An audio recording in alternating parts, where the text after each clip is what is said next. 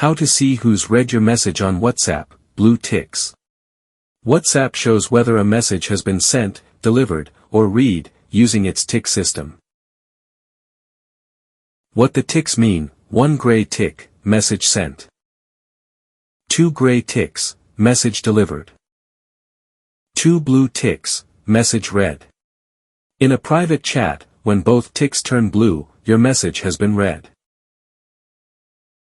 If the ticks remain gray, the recipient hasn't read the message yet. Or, they've turned off read receipts. To see who's read the message in a group, long press on the message you sent.